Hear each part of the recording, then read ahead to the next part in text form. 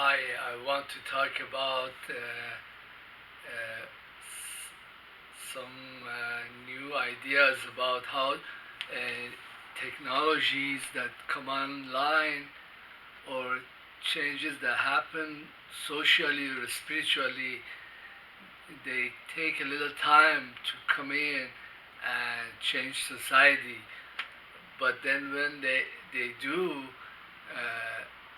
the people who lived in that place for a long time or the locals, they are like at a mess. Oh, how did this happen? How suddenly everything is upside down? the, I talked about these ideas in another video. It was called lag time. Many people are not conscious of this, but when the changes happen, it feels like something. It feels like they have hit the wall at 50 miles an hour, but you could see, or if you were able to reason, you could reason that, hey, this is the result of something that happened like 20 years ago. Well, right now, a lot of the oil markets are having problems. It's because the demand for oil, raw oil at least, has collapsed significantly, and the prices they fell. They were $100 a decade ago. They fell to 50, and then the first I heard of this was that the Saudis were breaking their own price in order to maintain market share. And then later on, the news came in that, well, the Russians and the Saudis were arguing back and forth who should cut production. Then after a while, there was more news that hey, there's like a lot of oil in the market. Then there were other news that the United States had gotten into the business of fracking and uh, trying to produce a lot of oil here, but with the different kind of technology, which was the cost of production was very high for fracking. I don't know if it would survive, but then things just got worse. And the last news I heard about the oil markets that was very interesting. That in the spot oil price had had gone negative, which is very strange. So there is a trend when a business wants to go out of business. It doesn't happen all of a sudden. Usually, long established businesses, they the sales kind of half the first year or year and a half. The amount of the right on the market, right by the door, cashier gets half the sales, and then the second or the third year, the sales drop to like a quarter of original, and then usually most established businesses that are not doing too well, the sales, if it drops below a quarter, then the business is pretty much done. And usually when a business is dying out, towards the end, the owners and the top CEOs, they do all these strange things because they see that the business is dying. They they either commit more fraud or like United States, they publish money or publish shares, and then they manipulate the shares, the prices, and they uh, they they do all this strange, and then top CEOs get changed, and So the towards the end, you know, like an end run, you get a notice. Just you need to clear the desk in 2 hours. Something like that. But this trend also is kind of mirroring in other industries that are like similar to the oil industry, or they're related to oil industry. And I saw these pictures of, there is a place in Arizona, I guess, where they park planes that are not being used anymore. And I was watching some of these pictures of all these Boeing, Airbus, and many other smaller planes that are just parked there because the airlines, they're following the same trajectory as the oil industry. They, they have lost half their customers, then another half. I guess the COVID-19 made things a lot worse, but this has been happening over a few years. The sales have dropped. People are not traveling anymore as much. I think that the information technology and the revolution that happened has something to do with these trends, because you really don't need to be face to face with somebody to do business with them. For example, if I want to buy something very strange and exotic, something that's only produced by some farmers in God knows where, like in Asia, some small Asian country. I have a good example of that. There is this herb. It's called Sakai Ne, which is like it's similar to coffee. It has a lot of caffeine in it. So I started buying this herb because when I go to work, I work usually graveyard. I sometimes have trouble staying up. So I started resorting to these very intense caffeine pills and no dose, and then those were kind of hard on my system. Then started switching to herbs. I started buying these herbs. I researched them. I found this herb is called Sakai Ne, and it is produced in Asia somewhere.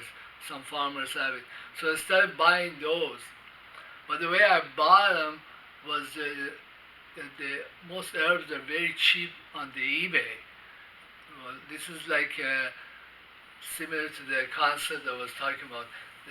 Even if you want to buy something very exotic that some faraway place makes it, you know, you got eBay, you got Amazon, you got all these vehicles. Really, they're conduits for trade to take place without me actually having to go to Indonesia or God knows where to buy this product. Actually, it was very cheap for my money. It was like $4 for an ounce of it. I still have some. I drink it like before go work with tea, loose tea. So it just boosts a very nice form of caffeine. Okay, so this happened because instantaneous transfer of information and files uh, is possible. And now, I want to tell this other example. When the COVID-19 was in its heyday, they closed my school, and we were still in the middle of the courses. I was taking law course, and the professor, he resorted to using teleconferencing software. I'm trying to remember the name for the usually I'm using WhatsApp or you can even use Messenger to instantaneously talk to somebody. But the one he used was more like he was talking to a bunch of us, and we could talk back to him, something like that. So that's an innovation. It doesn't cost anything to have a conference or have a classroom virtually. So I wonder, how much gas stations they lost in revenues of gasoline because all these people they have to go to a central location in the school and hear his lecture or even have an exam. Well, actually, he had our final exam and was online, and it was a little bit more. You had to learn how to use the system for take like a half hour to use it, but then it was okay. It was you didn't need all this traveling.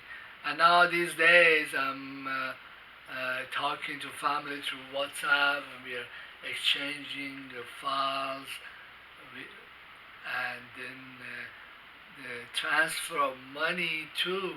Well, money is the most valuable commodity. In the past, you used to have to go to the place and pay the person in cash or send through intermediaries. But now we have cryptocurrencies. All you have to do, well, actually, my brother did it. He got himself, it's like cryptocurrency wallet. Well, the one he wants me to get him some is called Tron, which is really cheap cryptocurrency. It's like a pen 1.6 cents. The last time I checked on it, I might be able to get it cheaper too.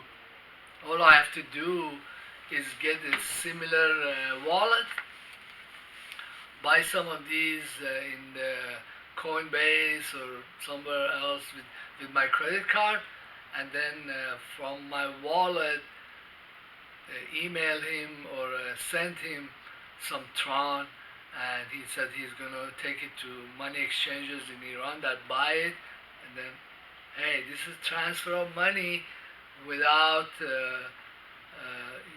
Uncle Sam's looking into it.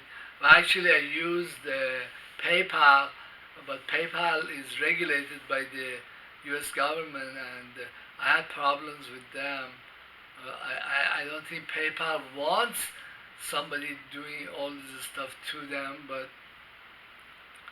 hey, the U.S. government has its tentacles everywhere, and they think they're doing God's work by sanctioning everybody, but the technological development is just so extensive that do we really need to use systems that Americans can screw with, or they just they're, they're, they belong to history, and the stuff they do it doesn't matter. But going back to our own discussion, the these technological developments that make city states or despotic states like the U.S. government makes them obsolete and useless. They have been going on for so long, maybe 10, 20, maybe longer, and these technologies they are filtered in so many places, in so many, Iran is so far away. Well, I know the Chinese, they have almost everything plus some of whatever technology US might have.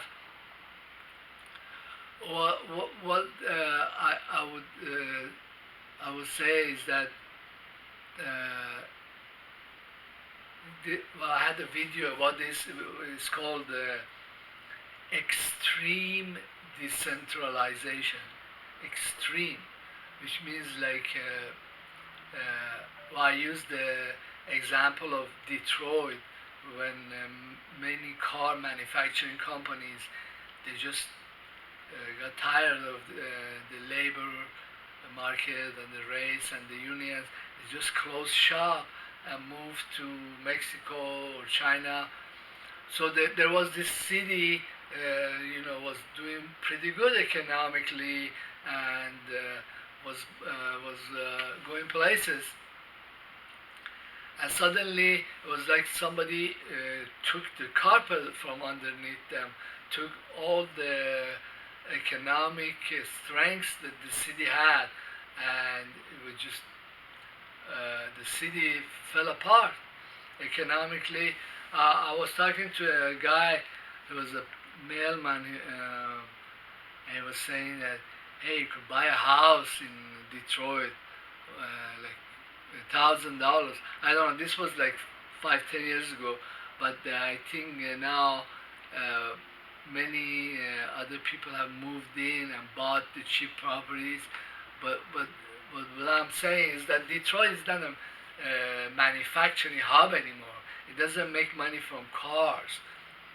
Well, this example can happen to the entire United States and their system, financial or military or economic system.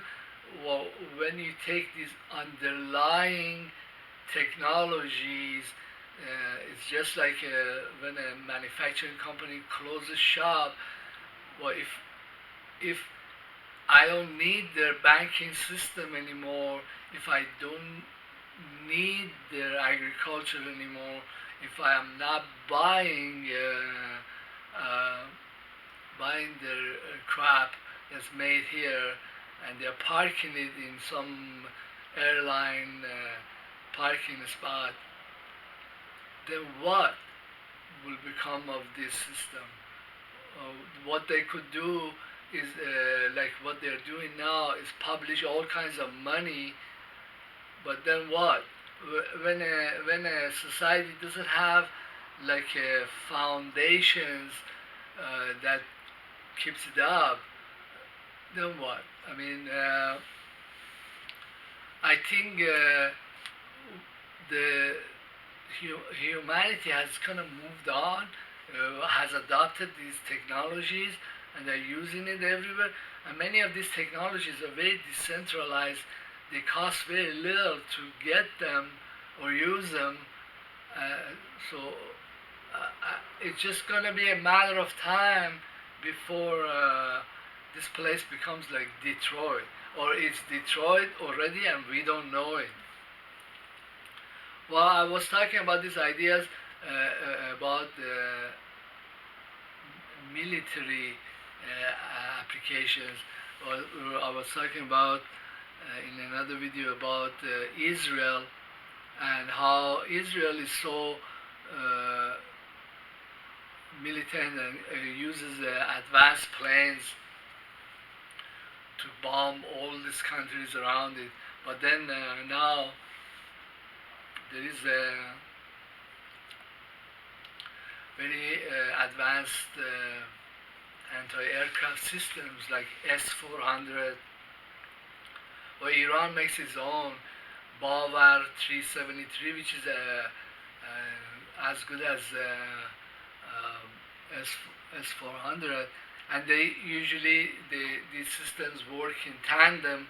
You can have several of them, and they have radars that see hundreds of miles away, 200, 500 miles away. So what I was saying, because these technologies are already here, then it will make these advanced fighter planes kind of obsolete. I don't know if you have ever studied rocket technology. It takes very little time for, say, Saturn or other rockets to fly hundreds of miles, to go to space. It takes, I think, about 6 minutes or something like that, 7 minutes for rockets to reach space.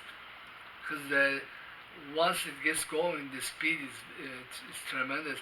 Many of these anti-aircraft systems, the mini rockets they shoot, they have they go Mach 5, Mach 10. I think Russians have rockets that they can shoot a satellite in space. I mean, within a very short time, within like 5 minutes, 6 minutes, this rocket flies to speeds like Mach 10, Mach 9. I think rockets they can escape Earth gravity Mach 14. I might be wrong, but then a fighter jet or a satellite, they can't really escape such velocities.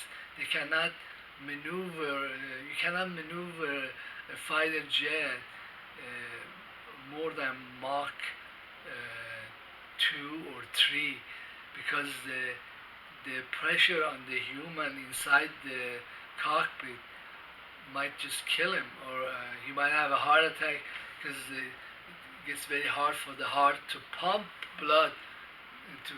Actually, they have to do special exercises when they take very sharp turns.